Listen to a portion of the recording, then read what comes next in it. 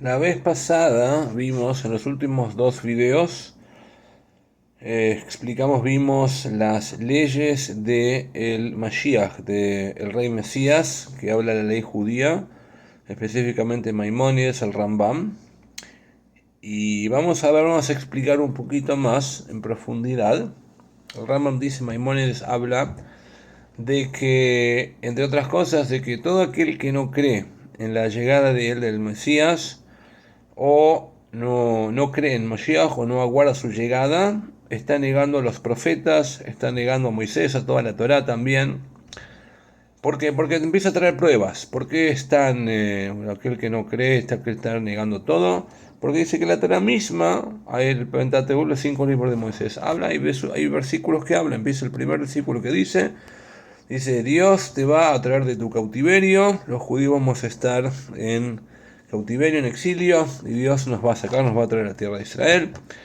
Y después, a continuación, el Ramam empieza a traer más versículos de la porción de Bilam, como dijimos, el gran profeta, que está en los tiempos de Moisés, que ahí dice que habla de dos Mesías, no uno solo, sino dos. El primero dice que es el rey David, y lo llama el primer ungido o Mesías también. Y el segundo es el Mesías que todos estamos esperando, que es un descendiente del rey David que va a llegar al final de los tiempos, ¿sí? Al final de la historia. Todas estas pruebas que trae Maimónides, todos estos versículos, y encima el Rama Maimónides lo trae en detalle específicamente, parecerían estar fuera de lugar en un libro de leyes. Si uno se fija, todas las leyes, no solamente tanto Maimónides, el Ramam, como todos los otros libros de leyes, como la palabra lo dice, son solamente leyes. Cómo hacer esto, cómo hacer lo otro, las leyes mosaicas. Acá el Rambam es bastante inusual que empiece a traer pruebas y versículos y en detalle, y esto se refiere al rey David, esto se refiere a Mashiach. Otra pregunta también es por qué el Rambam insiste tanto con respecto a la comparación con el rey David, Mashiach con el rey David. Si estamos hablando de que fue un ungido, el ungido también hubo un rey antes de el rey David, que fue el rey Saúl. De hecho, el rey Saúl fue el primer rey que tuvo el pueblo de Israel. Y recién después de él vino el rey David también. Entonces, si estaba hablando de los reyes, el primer de todos, y que también fue ungido con un aceite especial, como dice la Torá, entonces tendría que haber mencionado al rey, compararlo a Mesías con el rey Saúl. Por otro lado, si estamos hablando, si el Rambam quiere trazar un paralelo, una comparación con alguien en la historia, y el Mesías sabemos que va a ser el Redentor, aquel que va a redimir al pueblo de Israel. Entonces tendría que haber comparado con Moisés. Moisés fue el primero y el más grande redentor de toda la historia, de todos, nos sacó del exilio egipcio, acabó con la superpotencia más grande del mundo, que era en aquel entonces Egipto, y nos entregó la Torá, que fue lo principal, y nos trajo a la tierra de Israel. Entonces, ¿por qué no lo compara? Es más lógico compararlo al Mesías, más que a David, compararlo con Moisés. ¿Sí? Y más que nada, el punto es que el mismo Rama Maimónides, en otra parte de su libro de leyes, el Mishneh Torah, el Ramba mismo, Maimónides mismo, sí lo compara en un momento a Mashiach con Moisés. Dice que a nivel de profecía, va a ser casi, Moisés va a ser casi al mismo nivel de Moisés. Como sabemos que Moisés es el profeta más grande de la historia, y Mesías va a llegar casi al nivel de Moisés en profecía también. Entonces, por un lado lo está comparando. Entonces, acá en las leyes de los reyes tendría mucha más lógica compararlo al Mesías con Moisés, que fue el primer redentor. Mesías es el último redentor, Moisés es el primer redentor. Tendría más lógica. ¿Por qué específicamente lo compara el rey David? Entonces, vamos a explicar un poquito qué significa el rol de un rey, de acuerdo a la ley judía, de acuerdo al Rambam, de acuerdo. Entonces el Rambam, por un lado, él eligió, después de ser el primer código de leyes judío, y el más completo de todos los códigos de leyes que existen, fue el primero y el más completo, más grande de todos, él eligió terminar todas las leyes de toda la Torá justamente con las leyes de los reyes. ¿Para qué? ¿Cuál es el propósito de esto? Sabemos que no solamente que nada es al azar, sino que específicamente el Rambam, más que muchos otros, fue extremadamente detallista en todas las cosas. Y el orden de todas las leyes, porque primero explica cierta parte de la Torah, ciertas leyes, después otras, también tiene una razón muy grande de ser. Entonces, el Rambam termina toda su obra magnánima, todo el código de leyes, con las leyes de los reyes, para decirnos que solamente cuando el pueblo hebreo tenga un rey, recién ahí vamos a llegar al cumplimiento total del judaísmo. Así como todo el libro, primero el Rambam habla de todas las leyes que existen en la Torah, el judaísmo. Y al final de todo habla de los reyes, eso significa para indicarnos que solamente cuando el pueblo de Israel tiene un rey, ahí es que se pueden cumplir todo, vamos a llegar a la totalidad del cumplimiento de todos los preceptos, ¿sí? Como dice claramente el Rambam, dice que así como el pueblo de Israel, cuando entramos por primera vez a la tierra de Israel, después del fallecimiento de Moisés con Yoshua, se le dieron a los judíos, al pueblo de Israel, tres preceptos. Primero está el precepto de tener un rey, tenemos que tener un rey. El segundo, después de tener un rey, hay que destruir a esta nación, Amalek. Y después de destruir la nación de Amalek, hay que construir una casa para Dios, que es el Beit HaMikdash, es el templo. ¿Sí? Recién ahí, cuando tenemos el templo, ahí es que se puede recién cumplir la totalidad de todos los preceptos. Y esto es lo que el Rama me explica en otras palabras. El concepto de un rey es justamente lograr elevar todo el cumplimiento del judaísmo, lograr que se cumpla todo el judaísmo. Sin el rey no podemos eso. El rey es aquel que tiene que acabar con todos los tipos de males que existen, el mal, incluso el peor de todos, que es Amalek. Y recién después de eso es que se puede construir una casa para Dios, recién cuando tenemos un templo. Como sabemos que la gran mayoría de los preceptos de la Torá, el judaísmo, dependen del templo. Sin un templo no podemos cumplir ni siquiera mucho menos de la mitad, un cuarto de todos los preceptos que existen, ¿sí? ¿Quién fue el primero en la historia que logró, que fue un buen ejemplo, o uno de los mejores ejemplos, el mejor ejemplo de lograr elevar la fe, el judaísmo del todo el pueblo de Israel? Ese fue el rey David. ¿Por qué? Porque ni siquiera en los tiempos de Moisés, por más que fue el profeta más grande de todos, como dijimos, tiene muchísimas virtudes, pero en los tiempos de Moisés no se logró cumplir la totalidad y todo el cumplimiento de los preceptos. Eso recién ocurrió en los tiempos del rey Salomón, y solamente el rey Salomón, gracias a que el rey David, su padre, el rey Salomón, él terminó con todos los enemigos, unificó al pueblo de Israel y logró terminar con todos los enemigos del pueblo de Israel y de Dios. Recién a eso es que el rey David preparó todos los planos y cómo hacer el templo, y recién justo a continuación de eso, el rey Salomón es que puede construir el templo, y recién ahí por primera vez en la historia podemos cumplir todos los preceptos. ¿Sí? Entonces, por eso es que el rey David fue el primero de todos. Y Mashiach, como vamos a ver ahora, es lo mismo, es el mejor ejemplo de lo que pasó, lo que sucedió con el rey David, y lo va a llevar al sumum, a la máxima expresión de lo que el rey David. Y por eso es que vemos justamente, el Rambam empieza diciendo las leyes de Mashiach, los últimos dos capítulos, empieza diciendo que Mashiach va a restaurar la monarquía del rey David. ¿Qué quiere? ¿Cuál es lo que está tratando de decirnos con esto?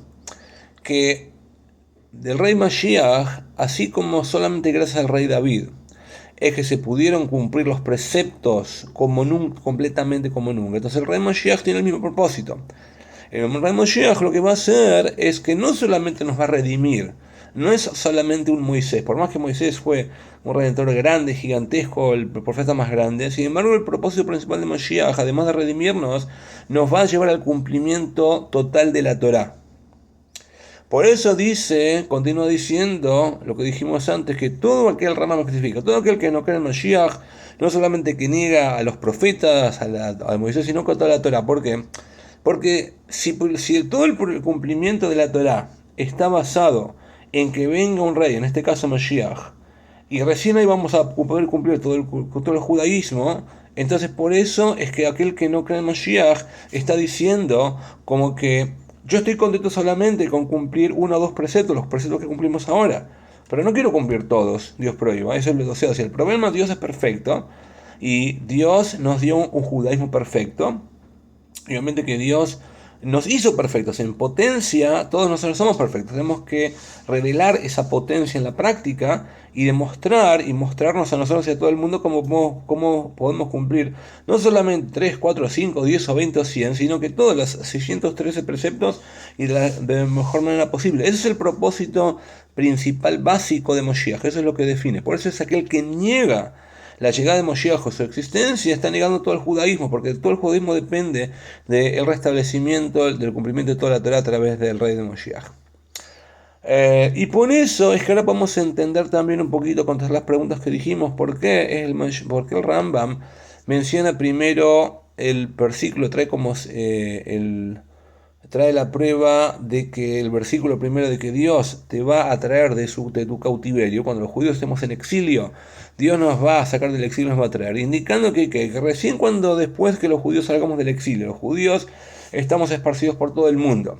Y Dios nos va a sacar de todos los lugares del mundo, los confines del mundo, y nos va a llevar a la tierra de Israel.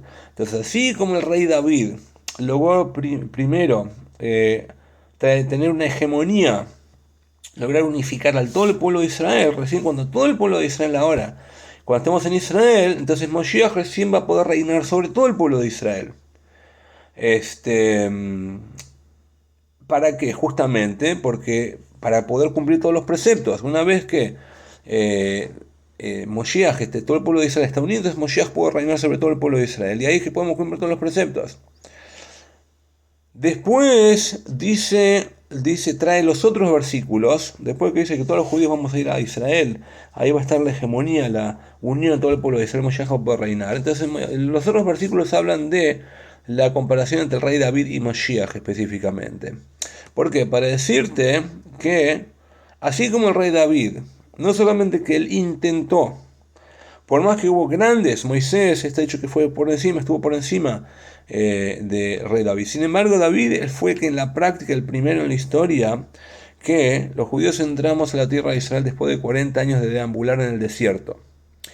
Y recién después cuando entramos a la tierra de Israel, también hay grandes líderes, Yoshua, y sin embargo todos ellos no lograron lo que el rey David logró, que él fue el rey David logró, hizo el ejército más poderoso en la historia, y con ese ejército él sabía que tenemos que entramos a la tierra de Israel para construir una casa para Dios y poder cumplir todos los preceptos. A través del cumplimiento de todos los preceptos cumplimos el propósito de creación, que es el propósito que Dios nos entregó en la Torá. Sin embargo, pasaron cientos de años hasta que llegó el rey David, y después el rey David tiene que hacer un ejército, combate, hace unas luchas, y termina con todos los enemigos del pueblo de Israel y de Dios, y recién después de ahí hace las preparaciones para la construcción del templo.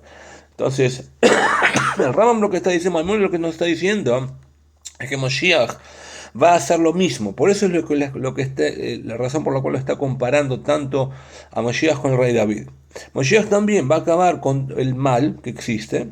Después todos los judíos y va a construir el tercer templo. Es lo mismo, de la manera. Y no solamente eso, sino que lo va a hacer, vamos a ver ahora por qué, no solamente que lo va a hacer, es un ejemplo de lo que pasó con el rey David, sino que lo va a llevar a su máxima expresión.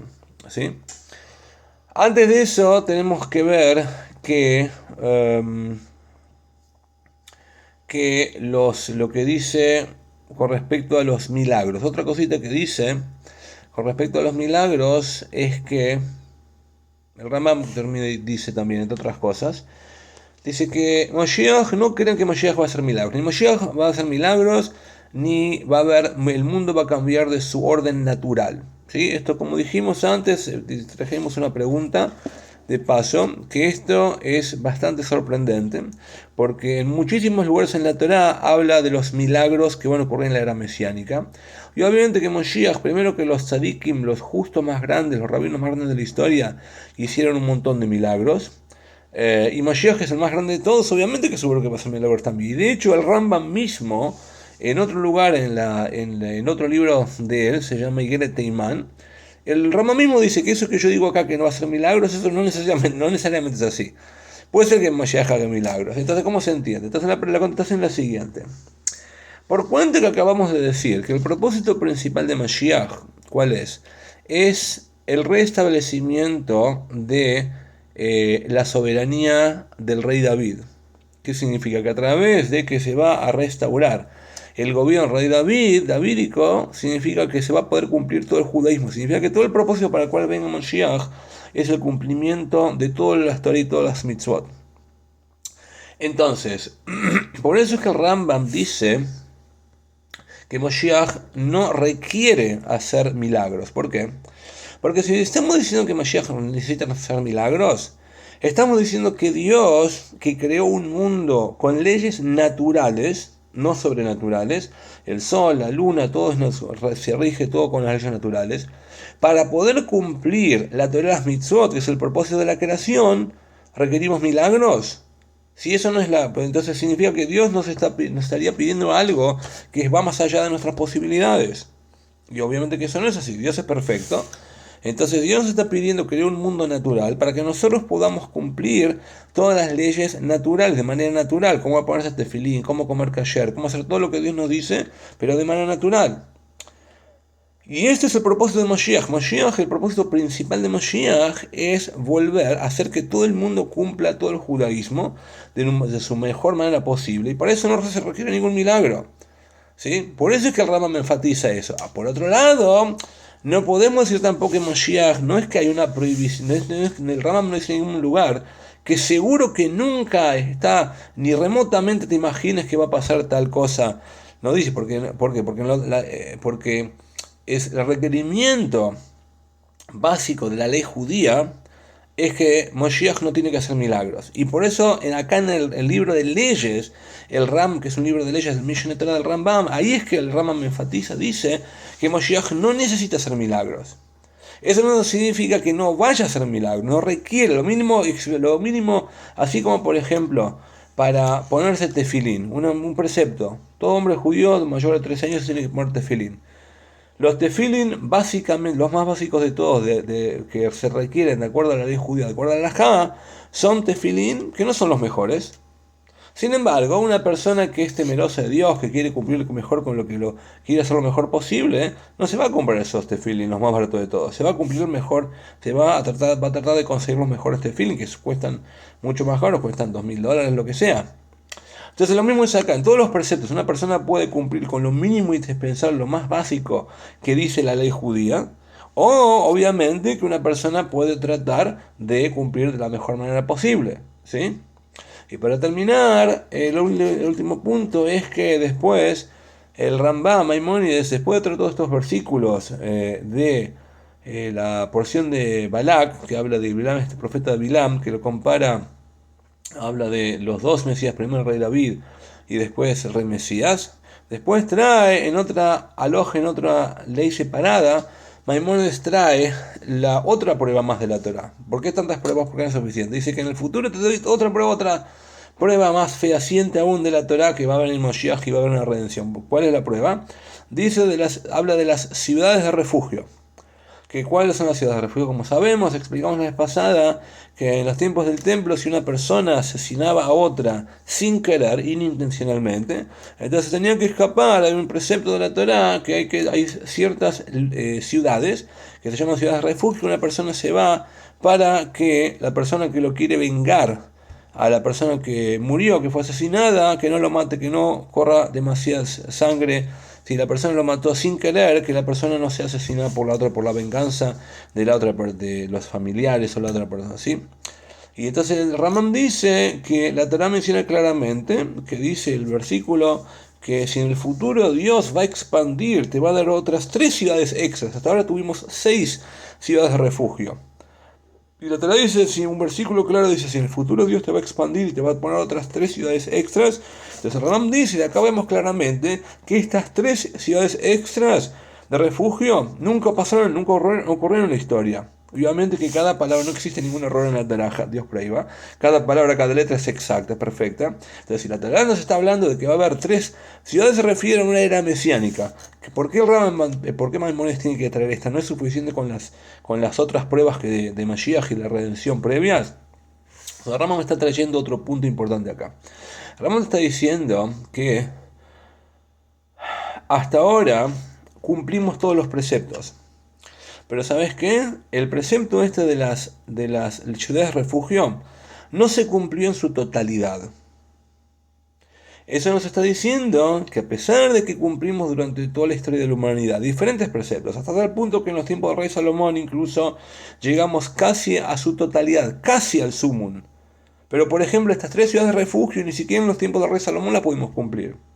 Eso significa, nos está diciendo que no solamente que el rey Mashiach va a traer va a restaurar el gobierno davídico y el cumplimiento de todos los preceptos, sino que los va a llevar a su máxima expresión como nunca antes. Va a haber un estado de perfección, de cumplimiento del judaísmo de Torah, estudio de la Torah y cumplimiento de las mitzvot, con cosas que nunca hubo antes en la historia. Así como en la ciudad de refugio, el poder de una mitzvah, hay ciertas mitzvot, ciertas cosas que que nunca se hicieron en la historia. Solamente cuando venga Moshiach se va a cumplir todo. ¿Sí?